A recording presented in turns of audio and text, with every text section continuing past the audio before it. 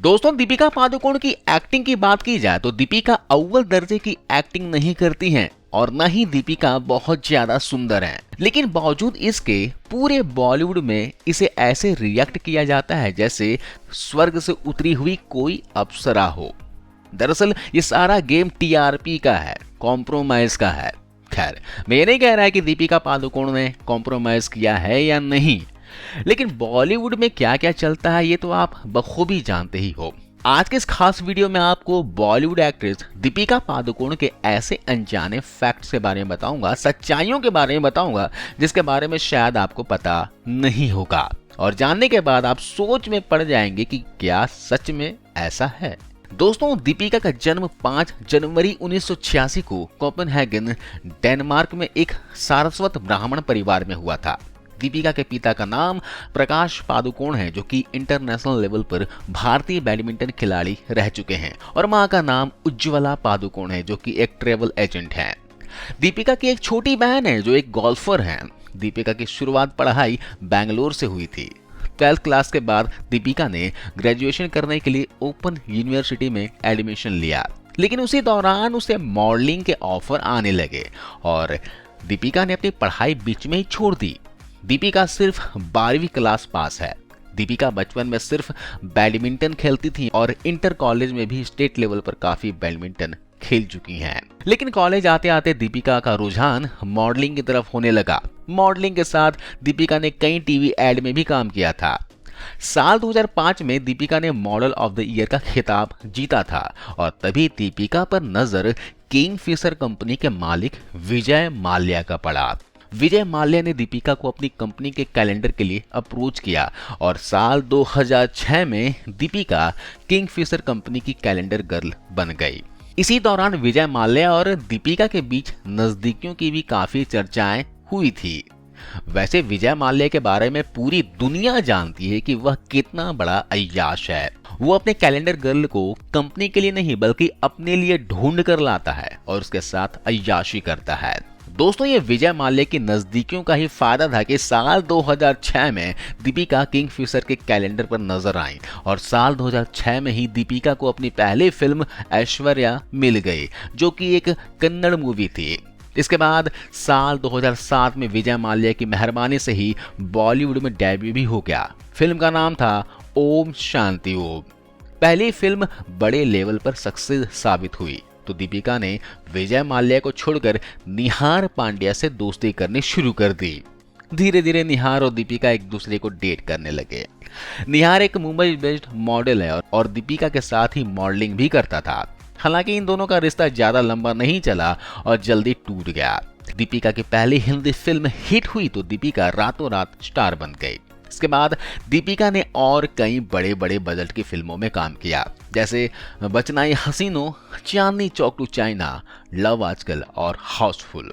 इसमें बचनाई हसीनों के दौरान दीपिका और रणबीर कपूर एक दूसरे के काफी ज्यादा करीब आ गए थे और ये दोनों एक दूसरे के प्यार में पड़ गए।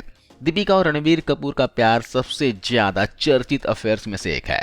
हालांकि इन दोनों का अफेयर भी ज्यादा लंबे समय तक के लिए नहीं चला और 1-1.5 साल के बाद ही दोनों अलग हो गए थे। दीपिका के अफेयर्स की लिस्ट में निहार के बाद अगला नाम आया था MS धोनी का, जो कि भारतीय क्रिकेट के पूर्व कप्तान हैं। MS धोनी और दीपिका के अफेयर की खबरें मीडिया में चल ही रही थी, तभी खबरें आने लगी कि दीपिका का अफेयर भारतीय क्रिकेट टीम के ऑलराउंडर युवराज सिंह से भी चल रहा है।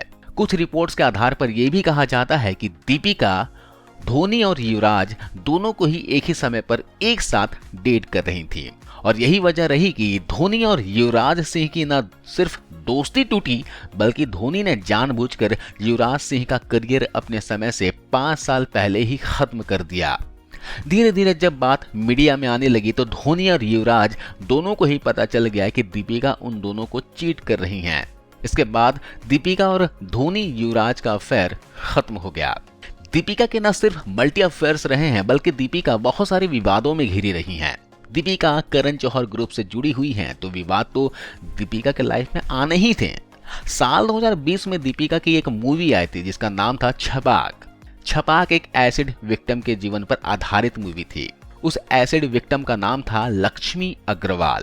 लक्ष्मी अग्रवाल जी के जज्बों को सलाम। दोस्तों, फिल्म बनाने से पहले कहा गया था कि लक्ष्मी से फिल्म बनाने की परमिशन ले ली गई है और कहानी के बदले में लक्ष्मी को 13 लाख रुपए दे दिए गए हैं। इसके बाद जब लक्ष्मी जी को इस बात की खबर हुई तो उन्होंने इन सभी बातों को नकार दिया। लक्ष्मी ने कहा कि उसे फिल्म मेकर या फिर दीपिका की तरफ से एक भी रुपया नहीं मिला है और ना ही उसे किसी भी तरह से कांटेक्ट किया गया है। बाद में यह मामला कोर्ट में भी गया था और लक्ष्मी ने फिल्म के रिलीज पर रोक लगाने के लिए मांग भी की थी।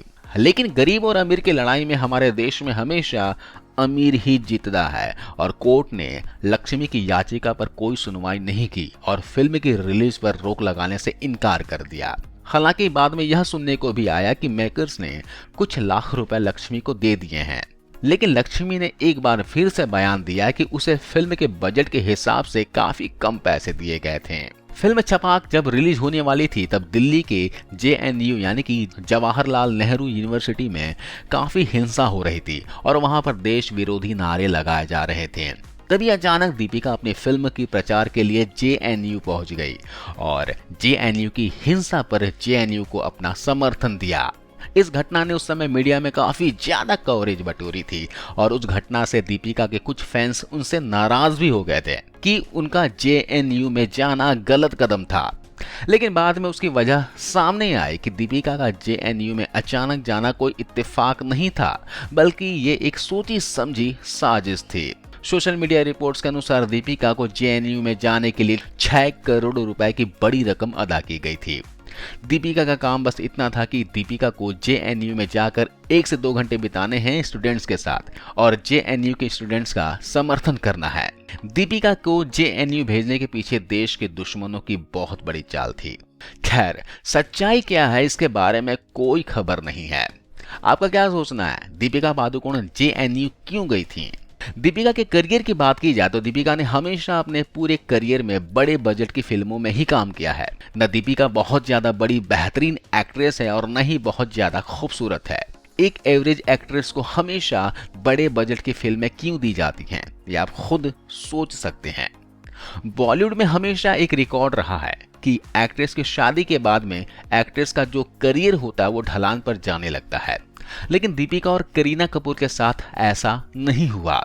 जबकि दीपिका और करीना दोनों ही बेहतरीन अभिनेत्रियों में नहीं गिनी जाती हैं। इसके बावजूद इन्हें लगातार बड़ी बड़ी फिल्में मिलती रही हैं और वो भी लीड रोल में। दीपिका के अफेयर्स में धोनी और युवराज के बाद नंबर आया मुजम्मिल इब्राहिम का। मुजम्मिल एक मॉडल और एक्टर हैं। दोनों का अफेयर भी हालांकि बहुत ही कम समय के लिए था, लेकिन इन दोनों के अफेयर ने काफी सुर्खियां बटोरी थी। इसके बाद दीपिका का अफेयर चला विजय माल्या के बेटे सिद्धार्थ माल्या के साथ, जहां किसी समय पर दीपिका सिद्धार्थ माल्या के पिता विजय माल्या के साथ में न सिर्फ एंजॉय करती थी बल्कि विजय माल्या की वजह से ही उसे फिल्मों में एंट्री मिली थी। वहीं साल 2010 में दीपिका ने विजय माल्या के बेटे से भी अफेयर करने में देर नहीं लगाई। बाप बेटे के साथ तो फिल्में कई एक्ट्रेसेस ने की है, लेकिन जो एक्ट्रेस बाप बेटे की गर्लफ्रेंड रही ये ऐसी शायद पहली एक्ट्रेस है। सिद्धार्थ माल्या के अफेयर के समय सिद्धार्थ के साथ में IPL मैचों में ओपनली लिप लॉक करते हुए दिख जाया करती थी। उस समय इन दोनों का अफेयर काफी ज्यादा चर्चा में भी रहा था। सिद्धार्थ के साथ दीपिका का अफेयर चला टोटल 2 साल और खबर ये भी आ रही है कि दीपिका को सिद्धार्थ माल्या ने 12 करोड़ रुपए का घर गिफ्ट किया था। 2 साल के बाद दोनों अलग हुए तो दीपिका की मुलाकात हुई उपेंद्र पटेल से। दीपिका के लाइफ में आया उपेंद्र पटेल। उपेंद्र पटेल न सिर्फ एक मॉडल है बल्कि एक एक्टर भी है। दोनों का अफेयर भी मीडिया में सुर्खियां बना रहा था। हालांकि इन दोनों का अफेयर भी बहुत ज्यादा लंबा नहीं चला और जल्दी टूट गया। उपेंद्र पटेल के बाद दीपिका के तार भिड़े थे रणबीर कपूर से फिल्म बचनाए हसीनों के दौरान। हालांकि इन दोनों का अफेयर भी ज्यादा लंबे समय तक के लिए नहीं रहा और 1-1.5 साल के बाद ही दोनों अलग हो गए थे। फिर आखिर में दीपिका रणवीर सिंह के साथ रिलेशनशिप में आए। रणवीर सिंह के साथ में कई साल रिलेशनशिप में रहने के बाद उन्होंने साल 2018 में शादी कर ली। दीपिका करण जौहर की गैंग की सदस्य मानी जाती हैं और करण जौहर के घर पर जो ड्रग पार्टी की जो वो वीडियो वायरल हुई थी उसमें दीपिका भी ड्रग्स के नशे में झूम रही थी। इसके अलावा दीपिका SSR केस में भी, ड्रग केस में फंस चुकी हैं। यानी कि ये बात कन्फर्म है कि दीपिका ड्रग्स लेती हैं। दीपिका एक बहुत ही बड़ी अय्याश और नशेड़ी हैं, लेकिन मीडिया में इसे ऐसे पेश किया जाता है कि जैसे ये बहुत बड़ी शरीफ हों। आपका क्या कहना है इसके बारे में, आप कमेंट कर जरूर बताना।